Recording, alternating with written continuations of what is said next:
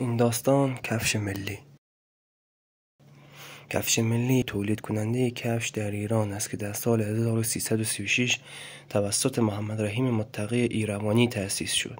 شرکت کفش ملی بعد از انقلاب مصادره و به سازمان صنایع ملی منتقل شد.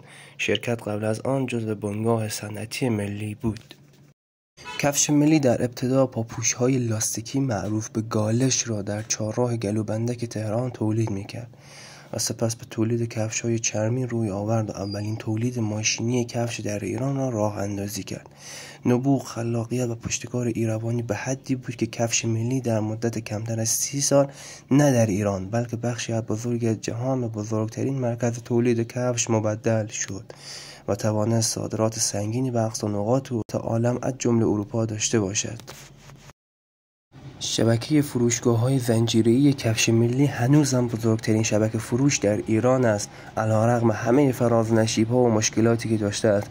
جالب این که در ایتالیا که مهد صنعت کفش جهان است، شبکه‌ای به این وسعت وجود ندارد.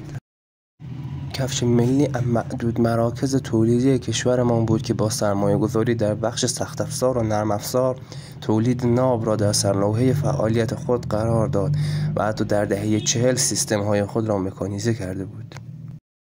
از مهمترین دستاوردهای این شرکت میتوان به بیش از 400 فروشگاه زنجیره‌ای در سرتاسر ایران اشاره کرد. تعداد کارخانه‌های موجود این مجموعه در نقاط مختلف بیش از 52 و کارگران آن تا 11,000 تا میرسد.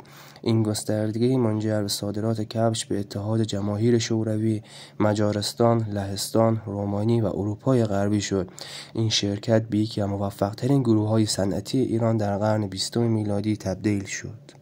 عامل سرگذار در شکلگیری تحولات فکری محمد رحیم، مالک برند کفش ملی، را میتوان کودکستان جبار باغچبان دانست. او از نخستین کودکان کودکستانی بود که جبار باغچبان سال 1306 در شیراز بنا نهاد. نوآوری هایی که باغچبان در آموزش های خود به کار میبرد باعث رشد خلاقیتی دائمی در ایروانی شده بود. او در سن 12 سالگی وارد تنها کالج زبان انگلیسی در ایران شد که یکی از مهمترین مقاطع زندگیش بود. تحقق اهداف ایروانی ابتدا در تحصیلات تعریف شده بود. او بعد از گرفتن دیپلم خود به دانشگاه تهران رفت. سکون در زندگی او جایی نداشت. آگاهی خود را در زمینه سیاست و حقوق بالا برد و بعد از فارغ التحصیل دانشکده حقوق با سری پرسودا و هزاران ایده در مسیر تحقق اهدافش قدم برداشت و برای ادامه تحصیل به آمریکا مهاجرت کرد. زمانی که شرایط را دور از اهدافش دید، انصراف داد و به تصمیم بازگشت گرفت. نام ملی با یاد ملی شدن نفت نامگذاری شد. این پاپوش زنانه و مردانه دست کمی از طلای سیاه نداشت، چرا که به عنوان قلب دوم انسان از ارزش بالاتری برخوردار شده بود. این شرکت در ابتدا به تولید 150 محصول مختلف اقدام کرد. این بار میزان تقاضا از عرضه بیشتر شده بود، پس ایروانی به فکر گستردگی کارخانه افتاده بود و پس از 150 جفت کفش به 400 جفت کفش مردانه و زنانه رسید.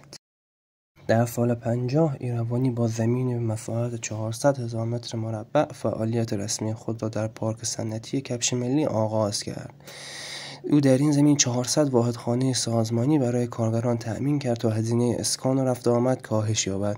یک مدیر در زمانی موفق خواهد شد که به رضایت زیر مجموعه‌های خود اهمیت دهد.